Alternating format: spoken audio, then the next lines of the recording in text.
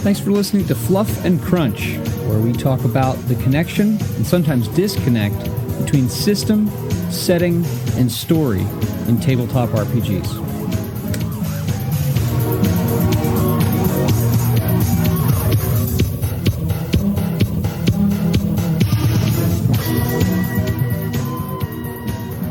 Here we are. How are you doing today? Yeah, I'm good. How are you? I'm all right. Better than yesterday. And I won't even go into that, but better than yesterday. So what's new? Any gaming recently? Anything at all? It depends how we last recorded. It was like last Monday. It's been longer than normal. Yeah, I'm pretty sure I've played I've done another episode of Age of Sigmar Soulbound, which we didn't actually manage to play through a whole adventure in the book because it was incredibly long. Mm-hmm. This whole thing where they were going through a jungle trying to get there without losing this expedition they were with. And then by the time we got to the place they were going to, it's like, okay, this place looks like a reasonable sized dungeon and it's already quite late. So we're going to pick that up again tomorrow. How about you? All right. Well, that'll work. We had more Castles and Crusades Kingmaker, as should be no surprise, and made some more progress. I mean, it's fascinating to me. The first two books of the Kingmaker series include a significant amount of exploration. Like you've got to push back the boundaries of the darkness on the map. And so there's a balance between the meta plot that slowly comes to the fore and becomes more clear throughout all the books, and I'm working to develop that. But then there's also the necessity of saying, like, okay, you don't know what's in this region, this area of your realm, your kingdom. So we had a balance of that, and I threw some curveballs at them plot wise, and so hopefully those create some interesting things at this next session that we have this weekend. Cool. So you said you're going to run this. You're running the Age of Sigmar. This is tomorrow, correct? Yes. So that's what we're going to talk about today because I know nothing about it, correct? Yep. Okay. So we have talked about Warhammer as a general, like, umbrella property. We've talked about 40K. We talked about the system. What is Age of Sigmar story-wise? Where does it fit within that? I mean, it doesn't tapestry. Other than having, well, nominally, like I said, when we did the whole Warhammer IP thing, we went over then that the Warhammer Fantasy and Warhammer 40K are completely separate. They're not even in the same timeline. Right. 40K is, future Earth, so we can forget that completely. Warhammer Fantasy was a relatively generic fantasy setting, set kind of around it was, literally most of what they called the old world were analogs for European places. So there was not Germany and not France and not Italy and not Egypt. And even then they went and had a not, like Incas and Aztecs. And then there was a not Japan. So it wasn't super imaginative. The main thing they added was and then it was orcs, dwarves and elves. Now then they put tweaks on those things, but that's what it started as. It was Lord of the Rings. Their main addition to it was the idea of chaos, and chaos is really big in in 40K as well. But then there was a point where they literally destroyed the thing. Chaos rose up, destroys the old world, and Age of Sigmar is what replaced it. So when Age of Sigmar came out, a lot of people were very unhappy because Age of Sigmar had destroyed the game they'd been playing since 80s. And therefore, which did not prevent them from continuing to use the content and the materials but that's beside the point. Yes. So, and also the reason that arguably the reason that GW had to do this was because these people that complained when it was destroyed weren't buying anything. They were playing with the same models they've been playing with for the last 10, 20 years. And so GW couldn't make any money off them. So they went, right, we're just going to nuke the setting and we start again. So it's called Age of Sigmar. Sigmar was the main human god. And so the story kind of goes, and it occasionally refer to the world that was, and the world that was is the old Warhammer Fantasy world. But other than that, there's very little link. There's a couple of characters that survive, kind of like super powerful wizards, and the Chaos Gods survive because they're off in their Chaos realms doing their chaosy things, so they're fine.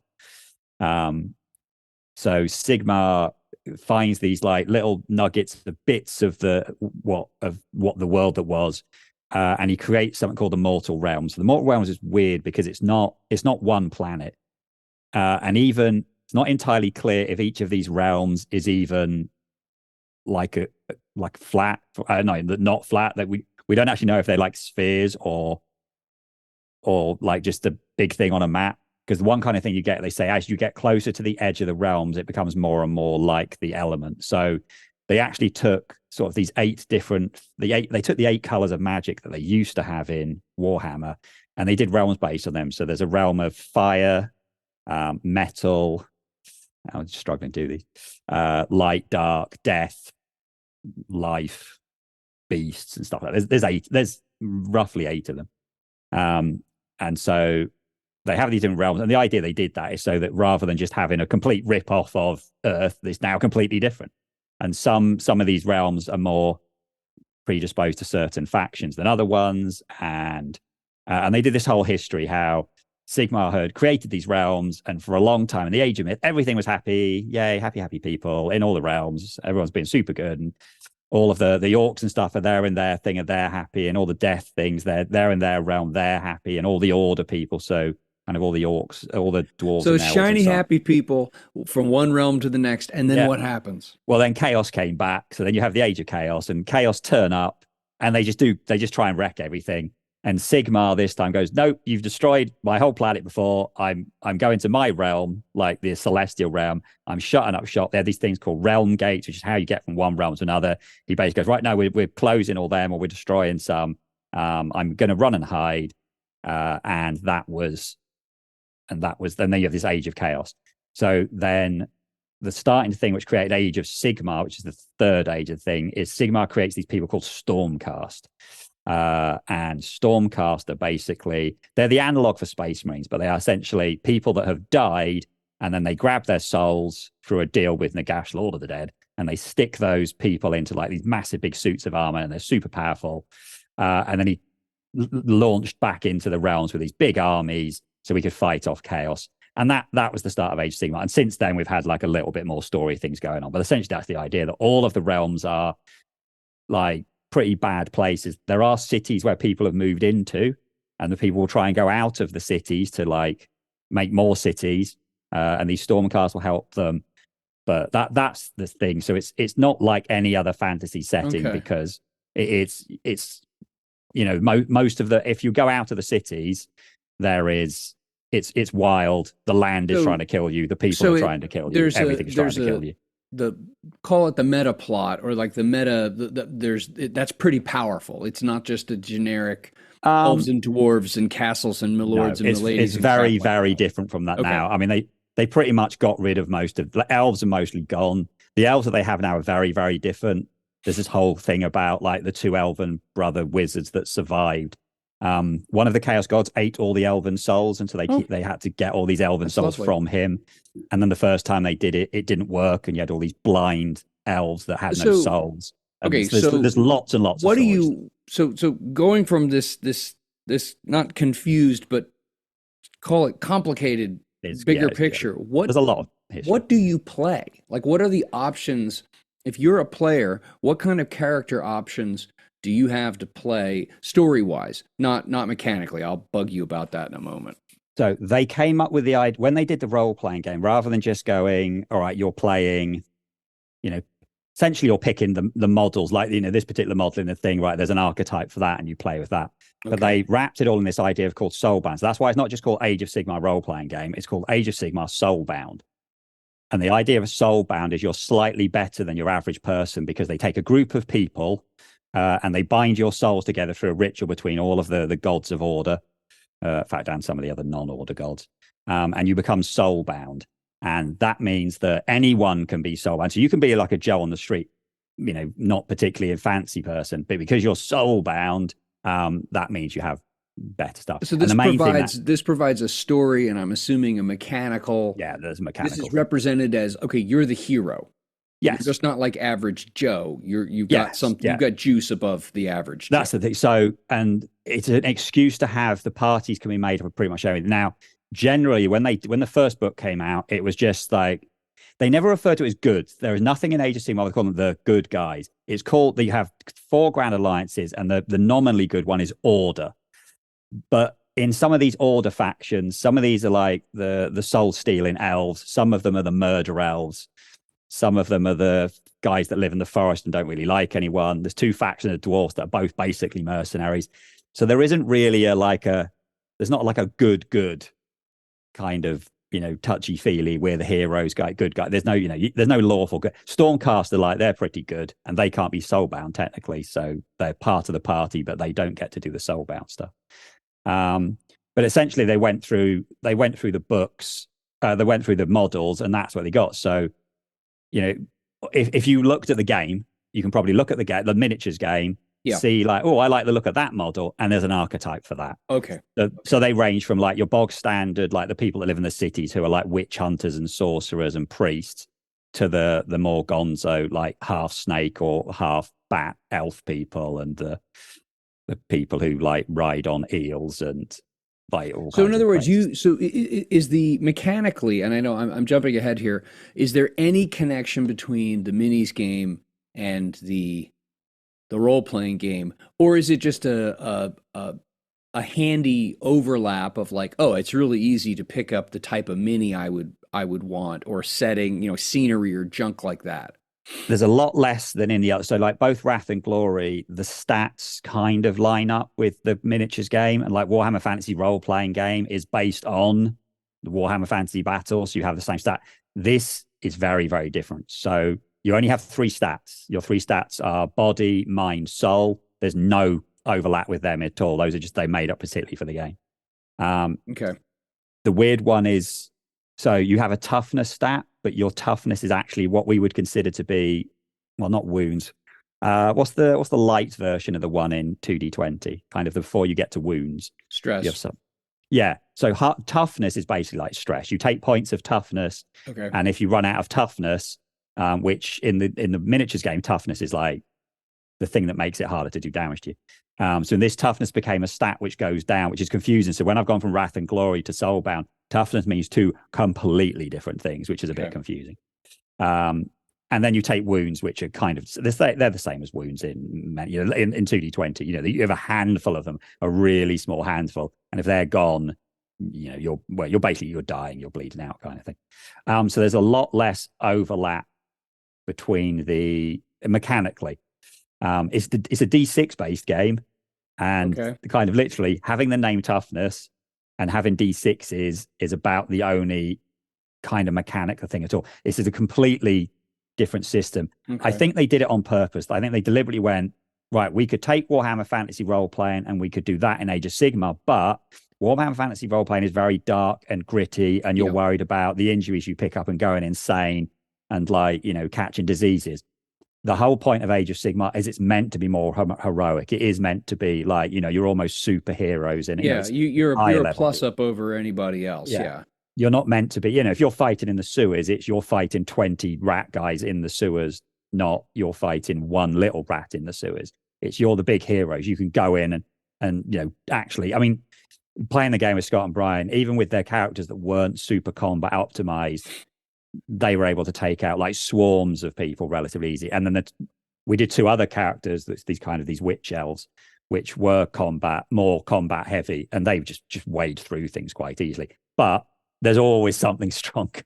There's always something tougher you can throw them against. You said, so it's D6. So explain, is it pools? How does so here's what I feel like I've got established. I have a general sense of the background to the setting and a little bit of the setting itself. We haven't talked about stories yet, but I've got that piece now. I got an idea as to you can play these different kinds of characters, or at least they're represented from these figures and things like that. It's D6 based. You're a little on the super side or enhanced side. How's the mechanic work? So, like I said, you have 3 main stats. Okay, those 3 stats range from sort of 2, let's say 2 to 5. I think you can push them up to silly numbers, but at the moment, Scott and Brian are in the realms of sort of 2 to 4 for their stats. When you roll, you add that to your skill. Now, your skill only rates from 1 to 3. So most of the time they're rolling, if you've got no skill, you are rolling maybe only 2 or 3 dice. If your skills is 2 or 3, you might be rolling 6 or 7 dice. I think Brian rolls So 7 dice. wait. Let me make sure I understand. So you take the stat plus the skill and you roll that many dice. Yeah. Okay. Pretty standard. And when you, as the GM, you have 2 things to give them. So you have what's called difficulty. So the target number on the dice. So there is not a fixed target number on the dice. Okay. So like 4 is standard, 3 is easy, 2 is really easy, Okay. 5 is hard, 6 is really hard. So that's the target number you need to roll. And then you have a complexity, which is how many of those you need to roll. Oh, wow. Okay.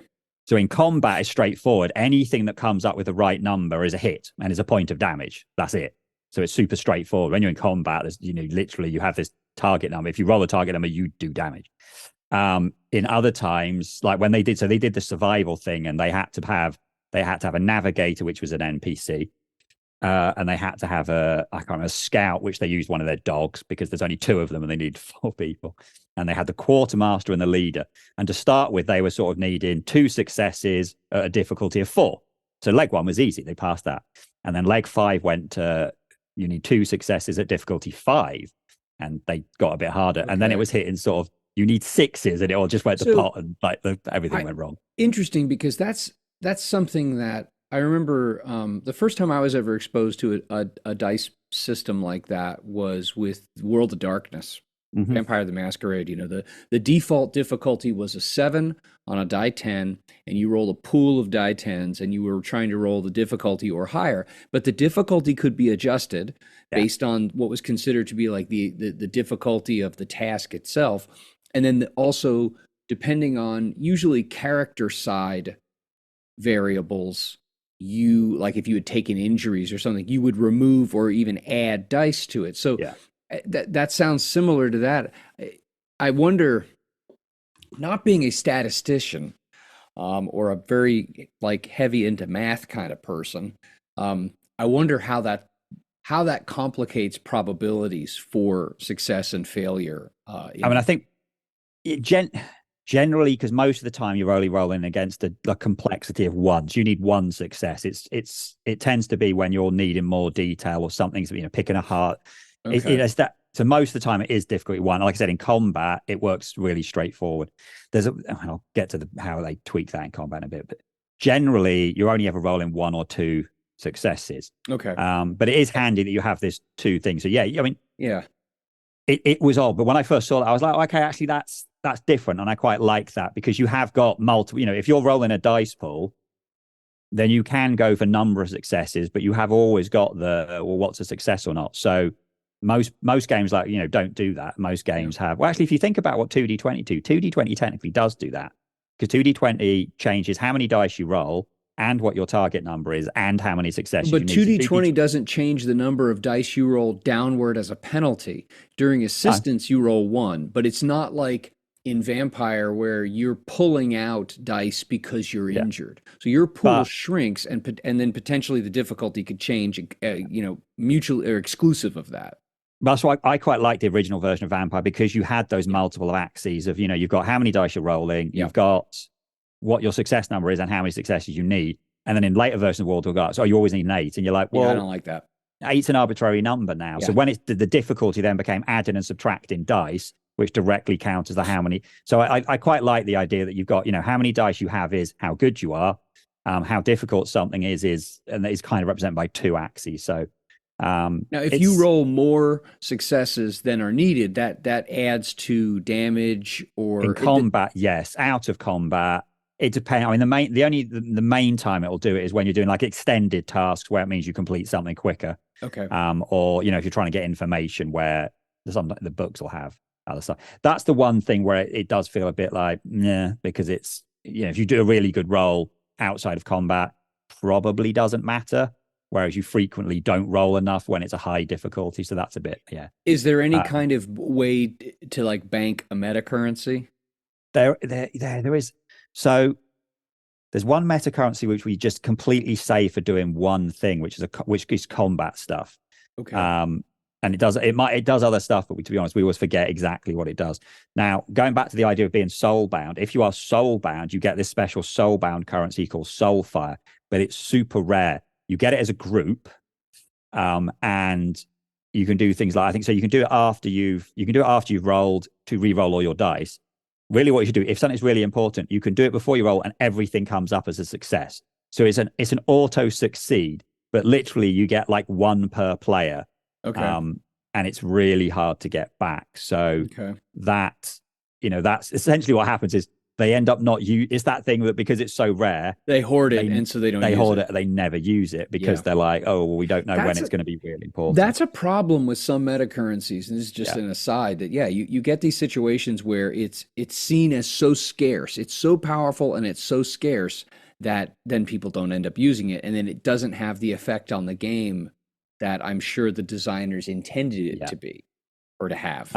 The other one is all during combat. So until we talk about combat league, but there is another meta currency it's totally during combat. Now there is one other little thing which affects your dice rolls, and that is if you think back to what the original versions of 2D20 did, as well as having your training in a skill, which is just rated 1 to 3, you have a focus stat as well. The focus in this is really cool. You can change a dice by how many focus points you've got. So if you've got focus 2 in a stat and you need 5s and you roll some 4s, you can turn 2 4s into 2 5s by adding one. So it's numbers. So the focus then is the number of dice you can. Oh, that's interesting. Or you can change one dice. So if you needed a 6, say, and rolled a 4, you could add 2 to that 4 to make it a 6. Okay, okay. So it's another way of like having this, so changing how your characters are competent in things. But that's quite a nice little thing when you roll in. They're like, oh, I didn't roll it. Oh, wait a minute, no, I can change this dice. Well, I succeeded. Right. So that's a nice thing. So I mean, it's a relatively straightforward system that works pretty well and doesn't get in the way, does it? Doesn't sound like it. It outside of combat, I've had no real issues with it, other than like not having a way of like bumping your roll. When we used to play in 2D20 and when we played Wrath and Glory, there's usually that way of like, oh, well, I can do this, and by doing this thing, I will improve the chance of me succeeding. Right. That's missing. At the same time, both of those games, as the GM, I had a pool of stuff I could spend to screw over the players, and this game doesn't really have that. So it's kind of swings and roundabouts. What kinds of stories? What kind of stories? What does it seem works best? What's suggested in any kind of introductory materials or adventures? What kinds of stories do you play in Age of Sigmar? So I've played through this adventure in the start, but I think a lot of them tend to be kind of exploring sort of lost or new areas, going somewhere that other people haven't gone. That was kind of the other, and then fighting some things that are there. Because outside of settlements, things are like wild and chaotic. Okay, that makes sense. Or even inside like some cities that have been built on probably place they shouldn't have, and there's like catacombs underneath, that kind of thing.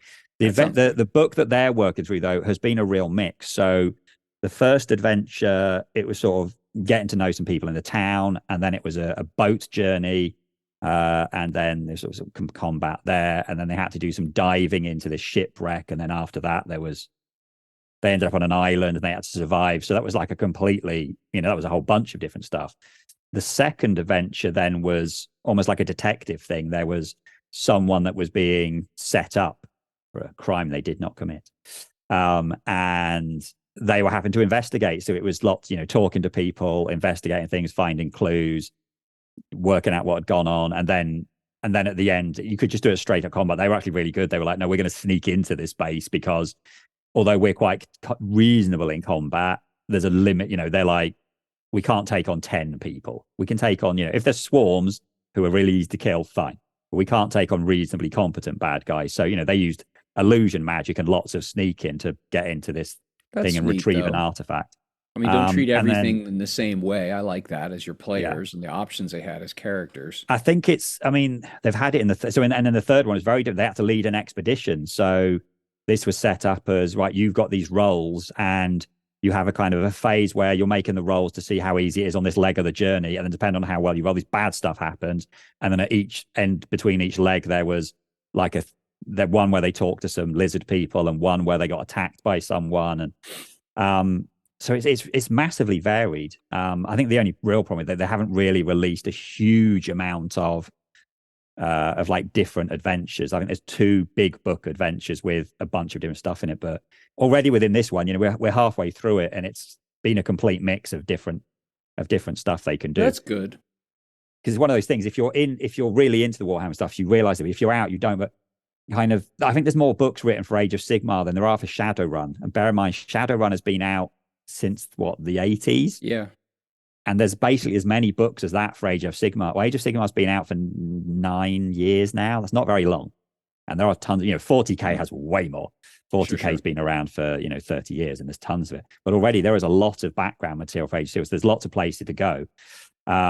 And, there's a lot of different stuff. I mean, I've just been because the actual miniatures game does have a kind of, like you said, like a meta story that happens, which you can ignore and just play it. Or like I've deliberately, one of the book that we're playing has an unfortunate thing that happened in the miniatures game that Cubicle, is it Cubicle 7 that do that? Yeah. I think it is.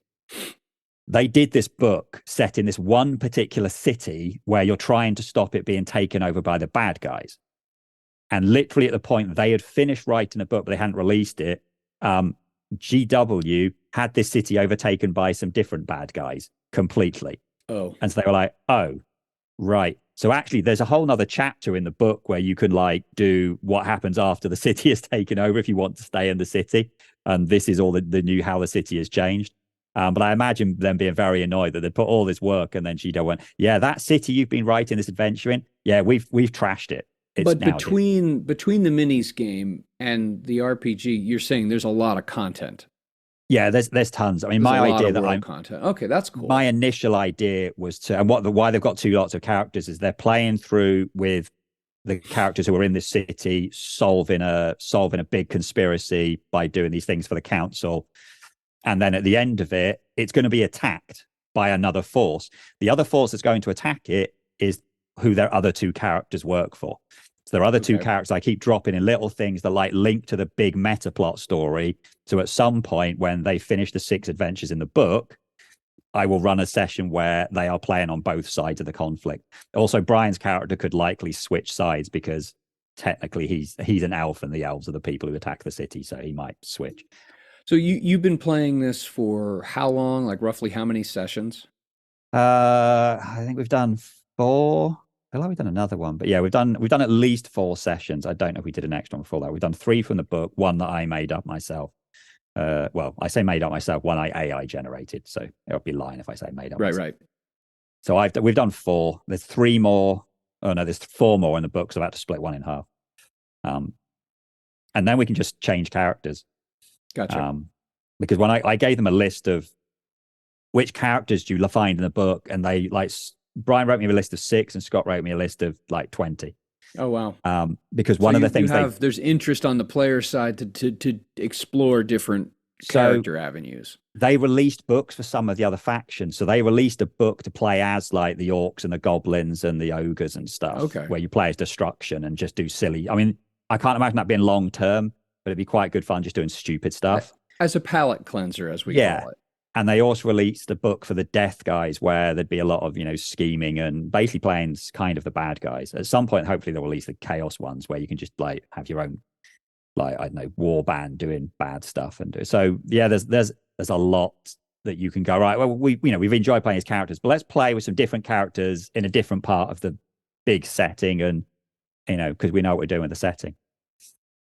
That was my plan. Unfortunately, I've been watching Fallout, so now I have a new plan. Excellent. Well, yeah, but it sounds like you guys are enjoying it. You like the system, you like the setting, you like the stories you're playing through. There's variety, and there's interest on both player and GM side that if you wanted to continue this, you could, but you're also in a place where you could sunset this and move to something else, move to the new shiny thing, but do so comfortably, not because like, oh, we're done with this. We're desperately looking for something else. But it sounds like you're enjoying this on those levels. The system, the setting, and the story. All of those things are firing for you. It's quite fun that, at the same time, me and Brian are still playing the miniatures game, and we're playing the miniatures game where there's like a narrative. Well, we're playing the narrative version of the miniatures game, but it means that there's things in the miniatures game that then, they turn up in the role-playing game, which is cool. And then, there's books and stuff that go along with it. It's one of those things that you'll read a book or a story and you think, oh, I want to do something to do with that, but the characters are doing this thing. That's the one thing I kind of wish. There's a part of me that wishes I hadn't have decided to play through the book. I am, because like now we've started, I want to finish it. Sure. But it's hamstringing me to playing the story that is provided, which is a whole bunch of different stuff. I mean, they've met lots of different kinds of people and fought lots of different kind of bad guys, but it means I can't go, right, this week I'm doing the thing that I just read or something. It's kind of how I like to roll. But it's been really good so far. Good. It's not an amazing combat has some cool things about it, but then there's also things in combat where you can kind of the really annoying the kind of Savage Worlds problem where you hit and you're like, yes, I hit, and then you don't do enough damage to beat the thing's armor or toughness or whatever. Like, so you do nothing. You're like, oh. Yeah. There are ways around that. Like I said, there's a combat meta currency. You can use it to take an extra, and it refills. So you can use it to bump your skills up. So you're like, right, I'm going to spend that to bump my skill to give me a better chance of doing more damage. You can also use it to take a second action. So a lot of the time when they're fighting lots of monsters, they just double attack every turn, so they can go through people. But when they're fighting something big, damage. Yeah, when they're fighting something big, they have to switch tack and go, right, well, I'm going to go for one big attack rather than two small attacks. So, and that works quite well. So it's nice to have a meta currency that is used, but they kind of it's weird that it's only for combat. But at the same time, you know what though, it's handy. Sometimes building something that has a limited function, if it functions well, is fine. I would take that over something that's meant to be more general, but then ends up not really meeting the needs. But because someone decided it was going to be, generic, that it's there. But that's cool. So in other words, what you're saying, or it sounds to me like you're enjoying this game. You like it on the 3 levels that we often talk about. Yeah. And that if you, dear listener or watcher, which sounds a little creepy, if you're curious about a fantasy game that has a distinct setting and a different system, because the system does sound very different than anything. I mean, it's a dice pool, number of difficulties sort of arrangement, but it sounds very different than a lot of systems. You should check it out. And if you've played it or are playing it, weigh in, join the Discord, comment on the YouTube, respond to the podcast on the Discord, and let us know what you think. It's always interesting to hear different people's views on these different games, and especially as we try consistently. And I'm happy that we do this. We keep trying to spotlight games that are not D&D. Because there's plenty out there. Yeah, one thing I have to say, I like the fact that this is supported. I mean, the stupid thing is I've been buying books for this for years with never playing for it. So now I'm playing it.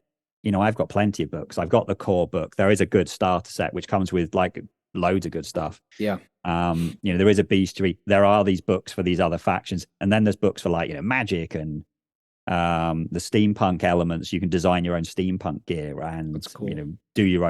create your own spells. In fact, there's creating your own spells in the base book.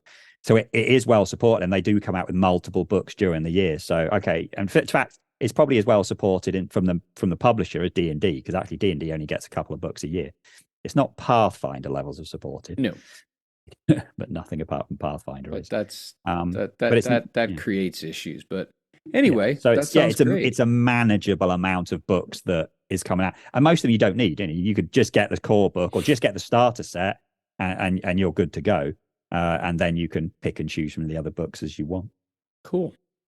All right, there's our suggestion. Pick and choose, weigh in on the conversation, and like, subscribe, tell your friends, tell your neighbors, give it as a stocking stuffer, all that good stuff. Thank you, as always, for listening to Fluff and Crunch. You can join our Discord, you can subscribe to the podcast, you can subscribe to the YouTube channel, all through the links in the show notes. Thanks again. Have a great day. We look forward to talking with you.